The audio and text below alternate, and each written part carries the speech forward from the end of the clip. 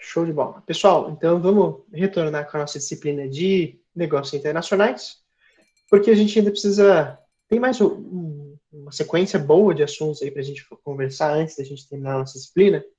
E tem esse assunto de barreiras ao comércio exterior, que a gente viu no finalzinho do ano passado, ficou ainda, se não me engano, a gente não fez alguns exercícios e a gente não deu sequência nele.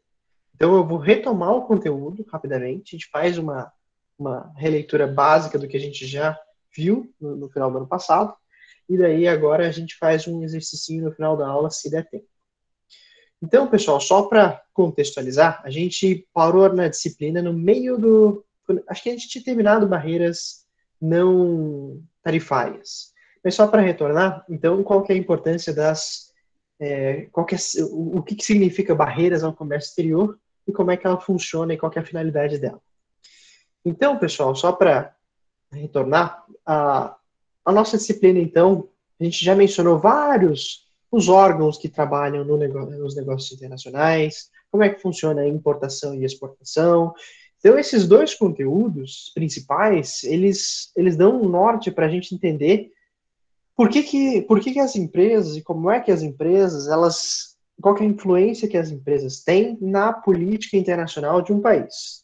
Então, na importação e exportação, por mais que a gente tenha entendido como é que ela acontece dentro das empresas, a gente também entendeu qual que é o reflexo que tem as atitudes das empresas para uma política internacional de um país de uma forma geral. Então, as ações individuais das empresas, eventualmente, elas precisam ser reguladas. Você precisa ter um tipo de regulação para que, claro, nem tudo é permitido e nem tudo você não tem todas as facilidades e também nem tudo é muito difícil de você atuar no mercado externo. Então, existem algumas finalidades que o país vai pensar em fazer alguma regulação um pouco mais ostensiva, porque pode ser que interfira de alguma maneira em algum aspecto que não seja vantajoso para um país. Então, as barreiras ao comércio internacional, ao comércio exterior, não necessariamente são coisas ruins ou impedimentos ruins. A gente mencionou, por exemplo, uma das barreiras é a barreira, digamos, uma barreira sanitária. Para não ter a entrada de, por exemplo, digamos, as vacinas não fossem, enfim, qualquer tipo de empresa sem regulação, por exemplo, ele fizesse uma vacina, dissesse que fosse uma vacina e ele que tivesse a intenção de fazer a venda em outros países. Se não tivesse nenhuma regulação, então todo quanto é tipo de vacina ia entrar no Brasil. Então você ia ter que começar a pensar duas vezes, ia perder toda a credibilidade, ia ter vários problemas, enfim.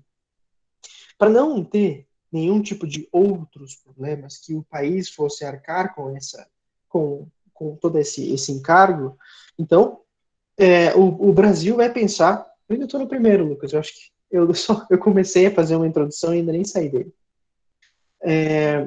Então, aqui no terceiro slide, a gente começa a dizer sobre o conceito, então. Então, existem algumas necessidades de regulação, como eu falei para vocês, e essas, normalmente, como eu mencionei para vocês anteriormente, essas barreiras, elas são compreendidas como proteções. Essas proteções visam, então, a fazer uma proteção de diferentes tipos de possibilidades, entre elas, a proteção do mercado interno. Você pode dizer que o nosso mercado ele tem a possibilidade de fazer a produção daquele determinado produto que seria importado, então você faz uma proteção. E eu mencionei para vocês também nessa ideia de proteção que o país faz, a prática do dumping. O dumping, então, é o nome, a tradução em inglês é como se estivesse despejando alguma coisa. Então, para outros países não ficarem despejando os produtos deles no nosso país, o Brasil, então, vai criar uma série de barreiras. Você pode fazer uma barreira tarifária, como a gente mencionou. Deixa eu ver se é o próximo slide, acho que não. Então, a gente pode criar barreiras, entre elas a barreira tarifária e a barreira não tarifária. O próprio nome diz de uma barreira tarifária, então é que você vai aumentar tarifas, com esse aumento de tarifas, então provavelmente impediria os mais oportunistas de entrarem no país. Então, as empresas que, de fato, elas têm um objetivo, elas querem fazer o comércio com o nosso país, Então, eles vão aceitar mesmo tarifas altas e entrar no país porque é uma prática que eles precisam ou têm interesse de entrar naquele país. As principais tarifas, então, elas seriam os impostos envolvidos nas operações do mercado internacional, entre elas imposto de importação, o IPI, o IOF, que ainda existe, o ICMS também, que entra nas práticas de comércio dentro do país. Então, esses impostos, eles vão interferir de alguma maneira. Então, se um país ele tem o interesse em fazer a proteção de algum tipo de segmento dentro do país, eles vão buscar, então, fazer a elevação desses impostos. Por exemplo, não, é tipo de produto supérfluo, julgado como supérfluo dentro do país. Então, o Brasil vai falar assim, não, então, nesse caso, pode aumentar a tarifa porque ele é desnecessário. A gente tem um produto substituto ou algo próximo disso e não tem a menor necessidade de a gente manter entrada livre desse produto. Então, aumenta-se, sobretaxa esse produto, até com o propósito de ser taxativo, de ser algo impeditivo. Você se sentir errado em fazer aquela operação. Então, o Brasil vai pensar em fazer uma sobretaxa até por questões internas. Se eu não me engano, seria quase como se fosse o propósito seria quase como se fosse o mesmo quando a política interna é fazer, por exemplo, a sobretaxação lá do cigarro, de bebidas. Então, acaba sendo muito caro, justamente porque daí o fabricante ele vai ter que compensar esse valor no produto e provavelmente, então, o produto vai ficar caro, o consumidor vai achar ruim e não iria comprar. Quase como se fosse essa mesma proposta. Então, barreiras tarifárias, esse propósito. Essas são as principais tarifas. Deixa eu ver. Tem isso. Aqui tem mais alguns exemplos. Imposto de importação, imposto de exportação, e tem, acho que, se eu não me engano, 2 casos que acho que eu não mencionei anteriormente. Então, até, inclusive, entra dentro do exemplo de barreiras tarifárias, quando você oferece, então, limites de quantidade de itens que entram e que saem. Então, a cota tarifária também é uma forma de você eliminar a entrada de alguns produtos. Olha, então, o importador, então, ele vai ter um limite de itens que ele pode trazer para o país. Então, esse limite é um limite aceito pelo país, eles vão determinar a quantidade de itens que pode trazer em um container, em um avião. Esses produtos, então, obedecendo os limites, eles podem ser comercializados dentro daquele país. Caso contrário, se vier item a mais, ele já vai ficar barrado ou vai esperar algum outro tipo de liberação para ser comercializado dentro do país. Então, cota tarifária é a mesma forma também de impedir a entrada de determinados itens do país, ou inclusive a saída também. Esse aqui a gente já mencionou. Esse aqui é bom só retornar porque é um fato curioso, eu acho que nem todo mundo lembra. Então, quando eu falo que o Brasil ele vai limitar alguns tipos de produtos, mas como é que eu vou saber que tipo de produto? Então, será que é a mesma coisa eu vender... Aqui é um exemplo legal, porque eu falo de animais vivos. Aqui está, se não me engano, isso. Está como ovinos e reprodutores de raça pura, por exemplo. É a categoria. Então, digamos, existe uma limitação para a entrada de animais ovinos, mas os bovinos não. Então, existe uma liberação para animais bovinos, mas então existe uma categoria que você vai limitar, não é para todos os tipos de animais. E essas categorias, normalmente, elas obedecem essa nomenclatura comum do Mercosul, por exemplo. Então, no caso de comércio no Mercosul, obedece, então, a essa nomenclatura, esse NCM. Você observa qual que é o teu produto que você está vendendo, qual que é a classificação dele, mostra qual que é o item que está sendo comercializado, e esse item, então, é ele que vai ter que obedecer às tributações específicas para ele. Então, se for sobretaxado esse item, por exemplo, aqui está dizendo, então, que são ovinos reprodutores. Tá, mas então se não for reprodutor, será que o imposto vai ser mais barato? Vai. Então, você pode tentar buscar fazer a comercialização de outro tipo de animal. Enfim, aí a forma como a empresa vai fazer específica para cada uma delas. Mas então, as alternativas são essas. Aqui a gente diz alguns exemplos, aqui é legal a gente mencionar, por exemplo, algumas curiosidades, então, que existem alguns momentos onde o país ele resolve fazer algumas práticas de limitação, ou eles aumentam as tributações, ou diminuem também, de acordo com alguns interesses. Esses interesses, eles podem ser, inclusive, períodos, como se fosse, digamos que tenha tido como é que eu posso dizer? Digamos que na parte agrária é mais fácil a gente dizer isso. Então, digamos que exista um período que a colheita da soja, então, vai ter uma grande quantidade de soja em um determinado período. Nesse período, então, todo mundo está comercializando soja, e soja está indo para o Brasil, está indo para o exterior, está indo para tudo quanto é lugar. Digamos que a Argentina, por exemplo, a Argentina sabe que existe um período onde a soja brasileira vai estar em alta, que vai estar sendo comercializada, que o Brasil vai estar querendo vender para tudo quanto é tipo de país. E digamos que exista soja, digamos, não exista, né? Existe. Digamos que existe uma produção interna no país, na Argentina, no Uruguai, na Bolívia, tanto faz. Esses países, então, eles vão pensar assim, tá, mas então, para proteger o nosso país desse movimento de exportação que vai vir do Brasil, a gente então vai fazer uma sobretaxação a produtos de importação que venham do Brasil, porque a gente está querendo manter o mercado nacional um pouco mais aquecido, que os agricultores nacionais, que eles consigam vender os seus produtos internamente, e daí então eles fazem como se fosse em momentos específicos daquela operação, existisse então a sobretaxação, e não necessariamente fosse geral para todo o período do ano. Então, são períodos específicos. Então, a gente pode dizer que pode ser que aconteçam alguns tipos de picos tarifários e que você tenha que depois, você possa fazer em um período subsequente, você possa fazer a reversão desse pico, ele não é nada frequente. Então, aqui é só uma curiosidade para a gente relembrar sobre esse conteúdo. O que mais? Dando sequência, cotas de importação a gente mencionou. Certo. Então, pessoal, as barreiras não tarifárias. As barreiras não tarifárias, o próprio nome diz, então a gente está falando do inverso do que a gente viu anteriormente das barreiras tarifárias. A gente então vai buscar alternativas à entrada e à saída de produtos que não necessariamente diz respeito a impostos ou algum tipo de limitação ao valor de cada um dos produtos que entram e saem dos países. Então, aqui, as alternativas mais lembradas, inclusive eu já dei o exemplo anteriormente, são essas barreiras sanitárias, por exemplo. Você diz que o país ele pode ter algumas limitações, porque seria errado a entrada daquele, digamos, uma espécie não nativa naquele país.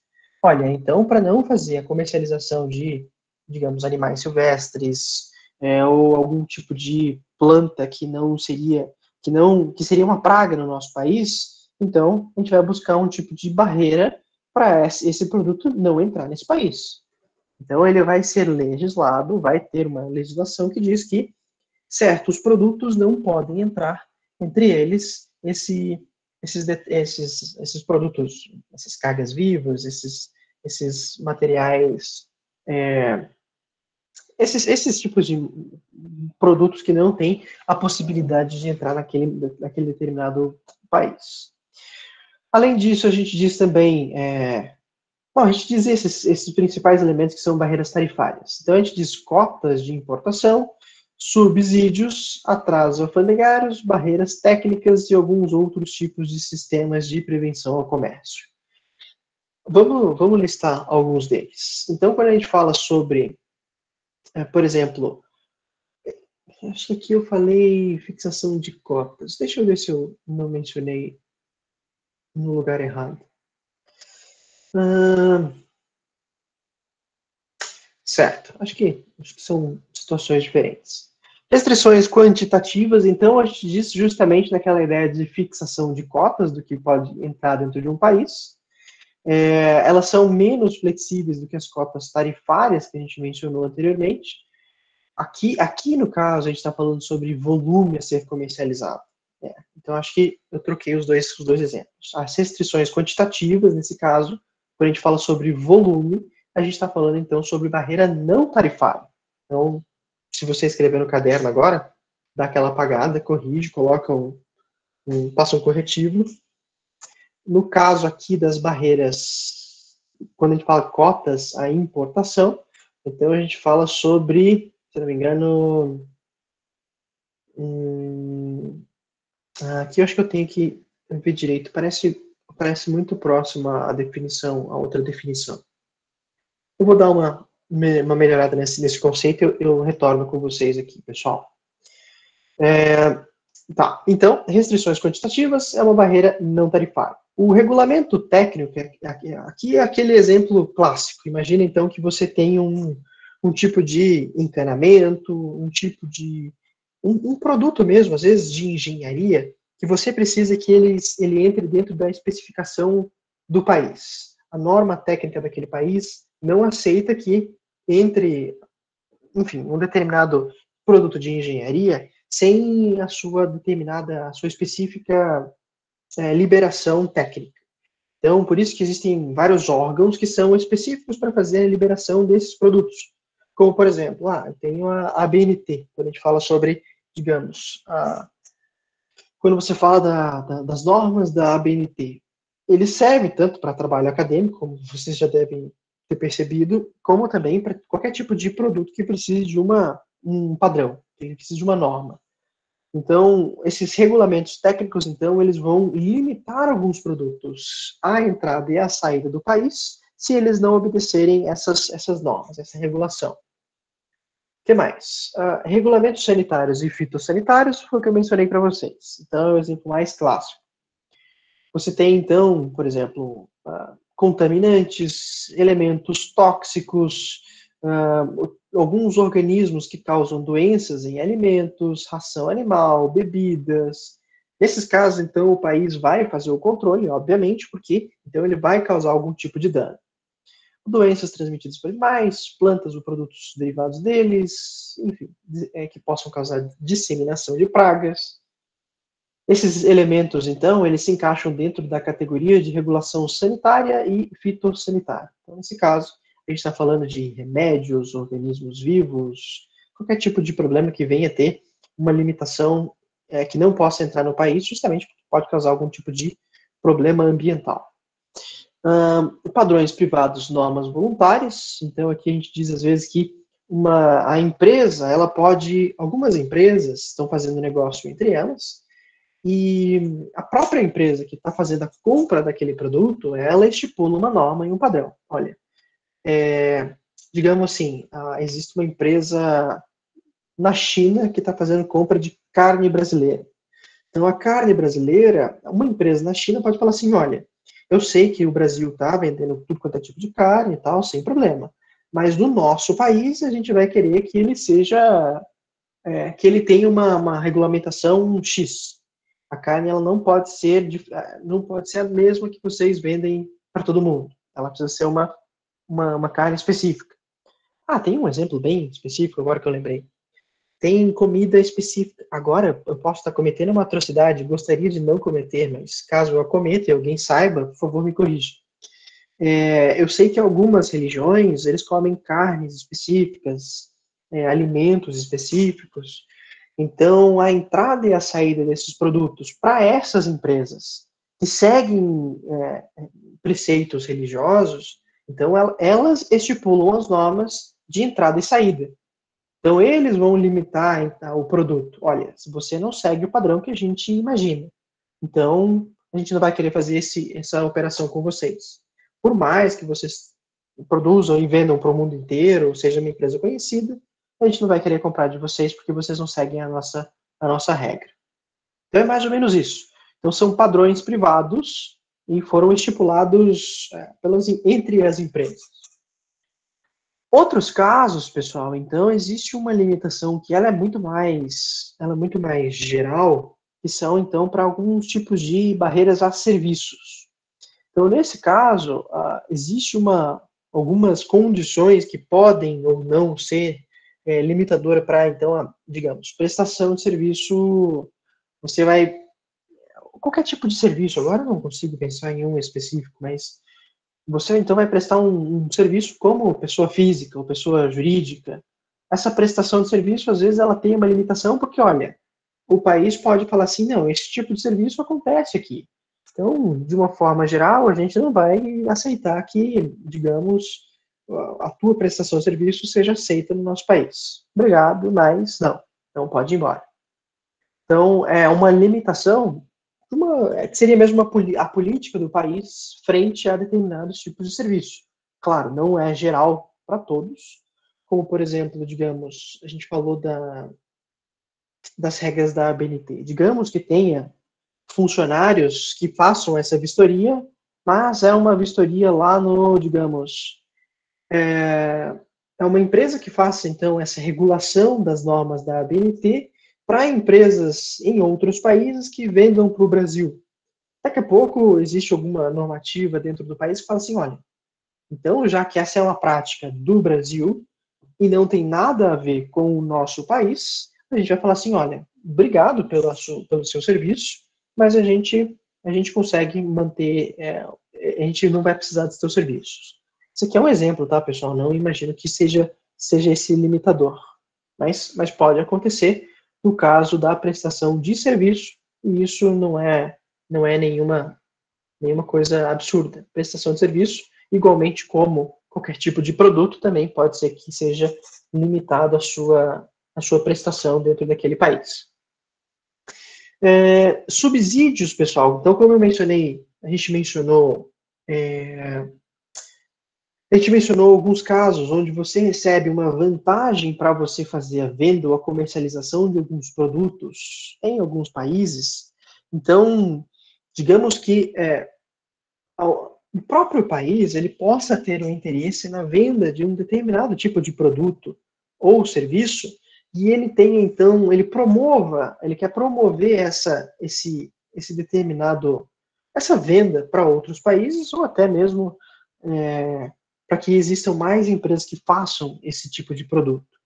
Então o país vai pensar assim, tá? Então esse tipo de incentivo ou barreira para que não haja a comercialização para outros países, então você pode buscar uma forma de oferecer subsídios que não necessariamente sejam tarifários.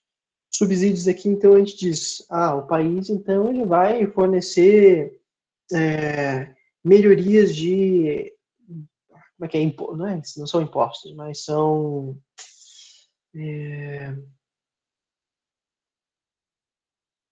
como se for, ótimo, desoneração da folha de pagamento. É um exemplo que eu lembrei agora.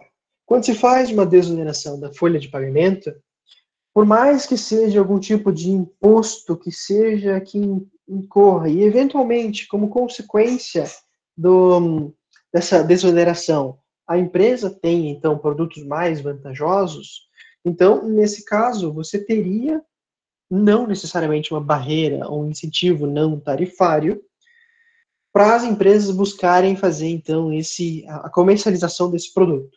Porque o produto vai ficar mais barato, vai valer a pena, então você vai usufruir desse subsídio feito pelo governo federal, e com esse subsídio você consegue fazer, então, a prática, ou melhorar a prática da sua empresa e a venda subsequentemente. Propriedade intelectual, aqui também um caso bem direto, a gente diz que se aquele produto ele fere a propriedade intelectual presente naquele país, ele nem entra. Então, possui marca, ele vai bater com a marca que já existe. Então, não tem como você fazer a comercialização daquele produto naquele país. E aqui, então, a gente diz não somente produtos feitos, mas a gente diz, por exemplo, produtos que tenham patentes, desenhos industriais, direitos autorais, fotografias, não, topografias de circuitos integrados, e aí vai. Quanto é tipo de produto que tenha algum tipo de registro em órgão certificado. E aí vai, pessoal. Aqui a gente tem mais alguns exemplos. Deixa eu finalizar com esses dois, que eu acredito que eles são os últimos. Então a gente fala sobre compras governamentais e regras de origem. Então, compras governamentais, a gente está dizendo, então, que o país, o governo faz a aquisição daquele produto e ele vai comercializar, digamos. Vai estar sobre o nome, o julgamento do governo para fazer a distribuição daquele produto. No caso no caso mais evidente que a gente tem hoje, então, a gente diz as vacinas. As vacinas, então, é o governo que compra, é o governo que distribui. Então, nesse caso, não existe a possibilidade de empresas particulares fazerem a compra desses produtos, já então que somente o governo tem a licença para você fazer para eles fazerem essa distribuição. Então, compras governamentais, a gente diz então que já é uma forma de você limitar que empresas particulares façam a compra ou aquisição desses produtos. Regras de origem é quase como se a mesma ideia de você demonstrar a comprovação daquele produto, de onde é que ele veio, ele segue um precedente estipulado entre os países, você consegue fazer, então, a certificação, a comprovação de origem daquele produto? Consigo, então você consegue fazer a transação. Caso contrário, ela nem entra, não tem nem a possibilidade de ser comercializada. Então, pessoal, todos esses elementos, e tem mais alguns exemplos aqui, deixa eu ver se vem ao caso. Políticas de protecionismo, isso, acho que aqui vale a pena a gente mencionar.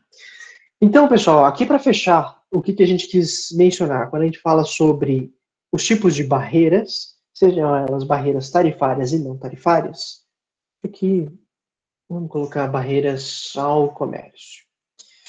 Então, a gente fala que existem algumas possibilidades de você entender o pretexto para haver aquele tipo de barreira. Então, o principal deles pode ser um tipo de protecionismo político.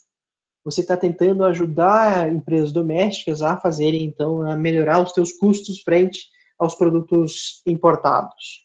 Então, nesse caso, existe a possibilidade de, por exemplo, o país fazer a limitação de cotas de entrada. Você vai falar assim, não, então, já que existe uma fabricação interna, o país, então, vai limitar os produtos serem importados. Existe a possibilidade, então, de você, do país, buscar, então, um tipo de políticas assistencialistas. Por exemplo, você está querendo que algumas determinadas empresas domésticas, que elas, então, tenham benefícios para fazer a comercialização, buscar o mercado externo. Nesse caso, então, é uma prática de você dar subsídios enormes, onde você consiga valorizar a produção interna em detrimento da entrada de produtos externos. Então, aqui já é muito mais você abrir mão de alguns tributos, de algumas tarifas, e daí o país, então, ele consegue ser mais competitivo frente ao mercado externo. E, claro, também existe o inverso, né? As políticas que são não protecionistas, que você está tentando, que não necessariamente tem a ver com melhoria do mercado interno, mas aqui você está tentando limitar justamente para fazer algum tipo de proteção mais evidente, entre elas proteger a saúde e a segurança da população, animais e plantas. Então aqui você vai fazer uma regulação de acordo com políticas, como a gente mencionou, políticas não protecionistas, mas não no sentido de não proteger, mas no sentido então de que elas não têm a ver com qualquer tipo de protecionismo, seja ele político ou assistencialista. Acredito eu que seja isso. Existe o caso, então, de barreiras com a ideia de... Tá, aqui, pessoal, eu vou mencionar rapidamente. Então, pensa no seguinte, pessoal. Existem alguns casos onde, como vocês devem saber, você já deve ter visto em alguns outros lugares. Mas, então, impostos é uma disputa que vai durar milênios para todo mundo, primeiro, entender como é que funciona, segundo, para as pessoas começarem a parar de ter interesse sobre recebimento de impostos. Porque, quando a gente fala sobre impostos, a gente sempre tem que pensar, de uma forma bem direta, a gente tem que pensar na destinação dessa belezinha, né? Então, em muitos casos, deixa-se uma margem muito nebulosa para saber onde é que vai determinado tipo de imposto. E como imposto, então, existe uma um interesse justamente nessa destinação, existe um interesse em obter esse tipo de imposto, seja estadual, municipal, enfim, federal, os países, então, eles vão começar a pensar no seguinte: alguns tipos de investimentos, algum tipo de benefício que é dado às empresas, eles, eu vou colocar entre aspas, eles se perdem no exterior. Então, é como se você não tivesse o retorno sobre o investimento que foi feito sobre aquela empresa, sobre aquele produto. O país ele não vai recuperar aquele tipo de tributo e, justamente, para não ficar sem esse tributo, que ficaria, então, no exterior, o Brasil, então, ele vai pensar o seguinte: olha, esse tipo de imposto é muito importante para o país, a gente não quer perder. Então, limita-se a saída desse produto, eleva, então, o custo de saída desse produto justamente para que ele não saia. Que o país, então, ele tenha um interesse em reaver esse tipo de tributo em um momento futuro. Então, aqui, por exemplo, eu coloquei um exemplo de custos de instalação de uma usina siderúrgica, digamos. O Brasil vai fazer uma instalação de uma indústria siderúrgica, ou uma empresa vai fazer isso em um outro país. Ótimo, beleza, a empresa está tentando melhorar a venda, sair da fronteira do Brasil. O Brasil vai pensar assim: olha, acho isso lindo que você está querendo fazer, mas se você começar a prestar serviços dessa empresa em outro país, a gente vai ficar sem esse tributo. Então, a gente vai ter que limitar a saída da sua empresa para outro país. Então, o Brasil então, vai buscar formas de elevar o custo de instalação dessa usina, porque, caso contrário, então, ele ficaria sem os impostos. E isso o Brasil não quer. Então, nesse caso, em caso de custos que seriam irrecuperáveis, o país vai buscar formar uma barreira cada vez maior para a saída dessa prestação de serviço ou desses produtos. Aqui é só uma sequência dos exemplos que eu dei para vocês. Acho que é isso. Pessoal, então aqui eu tenho um exercício para vocês, tendo em vista esse conceito que a gente já mencionou anteriormente e a gente fez uma revisãozinha agora. Aqui, pessoal, são 2 exercícios. Eu dou 10, acho que 10, 15 minutinhos para vocês pensarem, escreverem uma resposta, e daí a gente corrige agora, não precisa entregar, só para a gente promover o debate com relação a esse conteúdo, tá bom?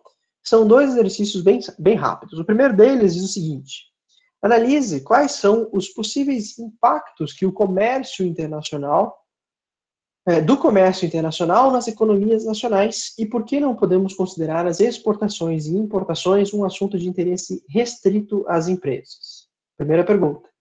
Segunda, quais são os instrumentos normalmente utilizados pelos governos para intervir nos negócios internacionais de empresas nacionais e quais os objetivos que normalmente motivam essa utilização? Certo? Então, são 2 exercícios, respondam aí rapidamente. Passam lá, acho que em 10 minutinhos vocês conseguem ter essas 2 perguntinhas, e daí a gente já faz esse debate. Tá bom, pessoal? Alguma dúvida sobre o exercício? Acho que não, né? Se tiverem alguma dúvida, perguntem, pessoal. Então, esses 2 exercícios, 10 minutinhos, daqui a pouco a gente conversa, a gente faz o debate sobre esses exemplos. Pessoal, quem quer responder a primeira? Tá, o Rodrigo quer falar? Rodrigo, fica à vontade. Bom, eu acho que os impactos do comércio internacional nas economias nacionais querendo ou não, a demanda por produtos nacionais acabam fortalecendo a moeda do país, né? Caso real, tal. Estimula o emprego, porque também tipo, a produção maior precisa de uma mão de obra, mais mão de obra, né? Então diminui o desemprego. E não podemos considerar as exportações e importações um assunto de interesse restrito às empresas, porque elas têm um impacto muito grande na economia local, até de controle de inflação e controle cambial também, e de estímulo de economia, como eu te falei. Tá, legal. Deixa eu colocar aqui economia local. Colocar o que O Rodrigo mencionou economia local, emprego. O que mais, pessoal? Quem quer contribuir com o Rodrigo? Diga lá, Loiane, fica à vontade. Acho que eu não consegui escutar. Ah, tá. Então acho que não, o problema não é aqui.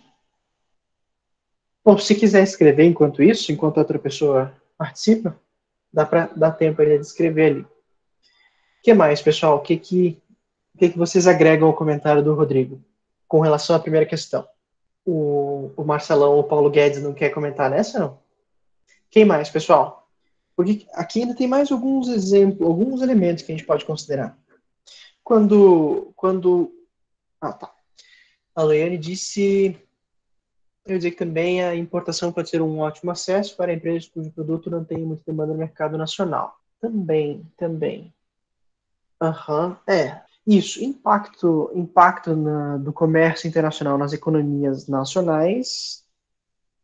A ideia da importação, trazer produtos que você não necessariamente produz naquele país, é o principal interesse, né? Porque você não tem a possibilidade de você produzir naturalmente, você faz a importação. Só que, por outro lado, a gente está dizendo que existe, então, a necessidade de você criar, do país criar uma espécie de barreira à entrada de alguns produtos, ou inclusive à saída de alguns produtos. E por isso a gente acrescenta a ideia de que, então, por que a gente não pode considerar as exportações e importações um assunto de interesse restrito às empresas? Aqui o Rodrigo mencionou a ideia da economia local e do emprego. Ótimo, são exemplos mais clássicos quando a gente fala sobre a importância que esse assunto tem para o país, porque afinal de contas, na nossa disciplina, a gente vê os impactos nas empresas, mas a gente tem que perceber como a gente diz no inglês, né? Você tem que perceber o big picture, e tenta entender o quadro mais amplo, o aspecto mais macro.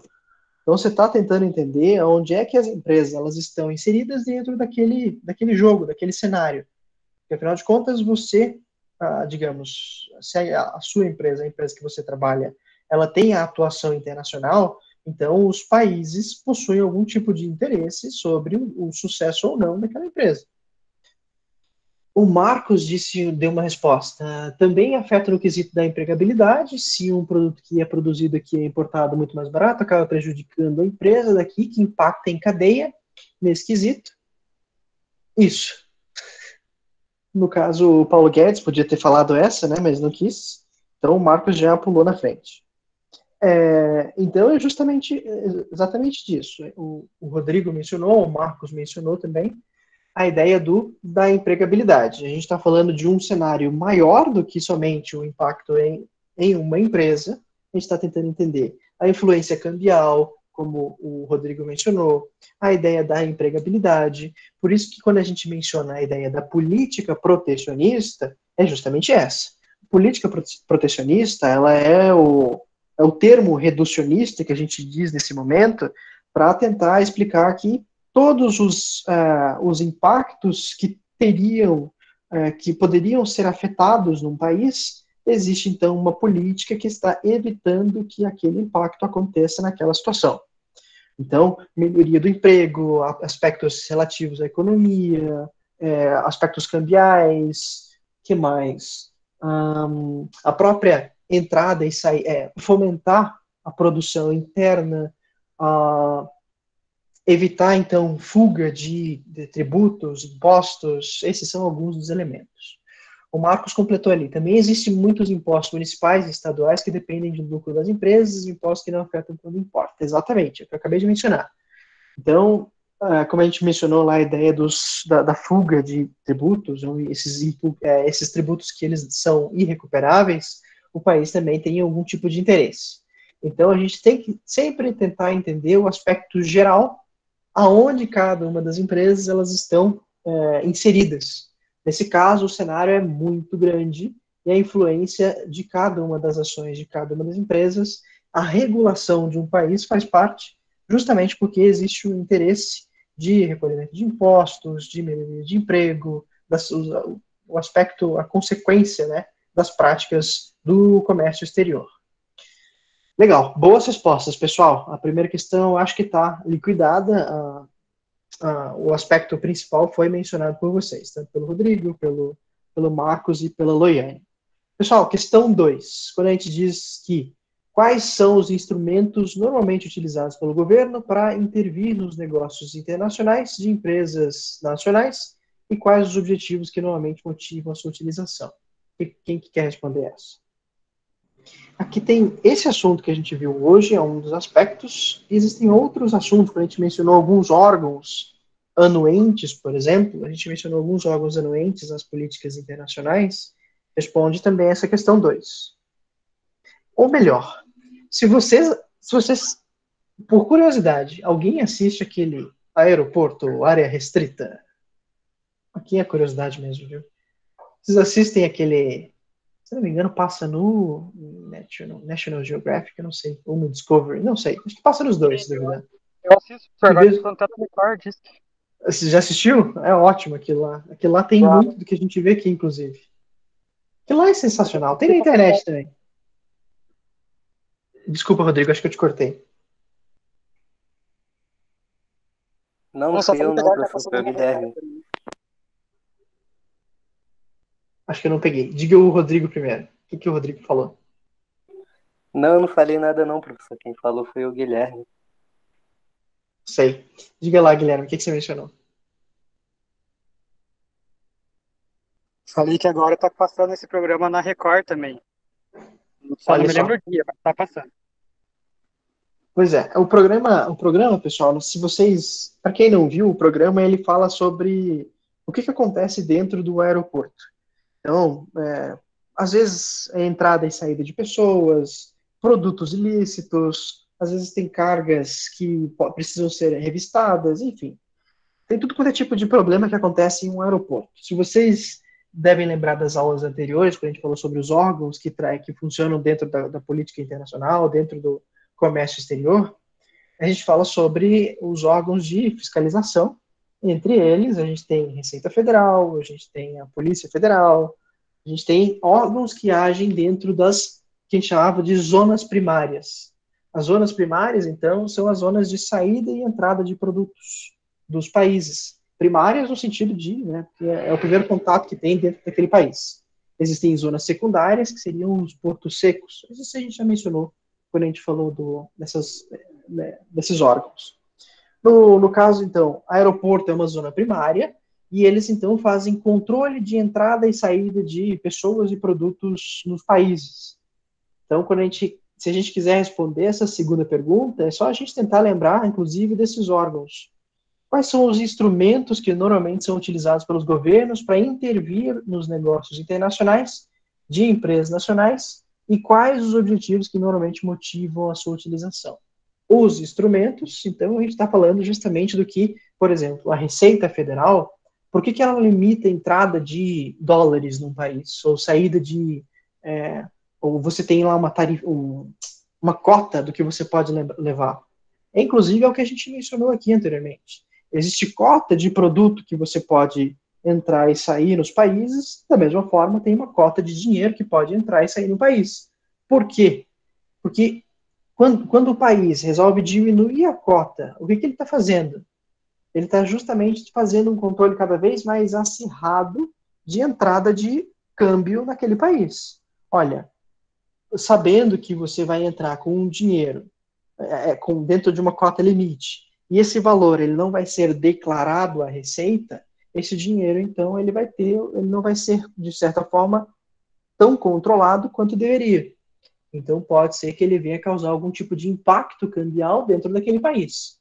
Então, diminuir a cota de entrada de dólar, por exemplo, ele tem justamente essa limitação de comércio de dólar naquele país.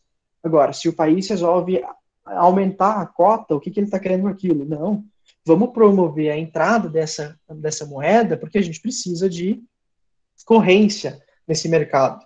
Então, não tem nenhum problema você trazer uma cota um pouco maior. Então, é um tipo de instrumento que limita ou facilita a determinado tipo de comercialização num país. Então, o órgão, no caso a Receita Federal, vai estipular essas regras e vai fazer o controle. Na verdade, ele vai fazer só o controle, não é ele que estipula as regras. Que mais?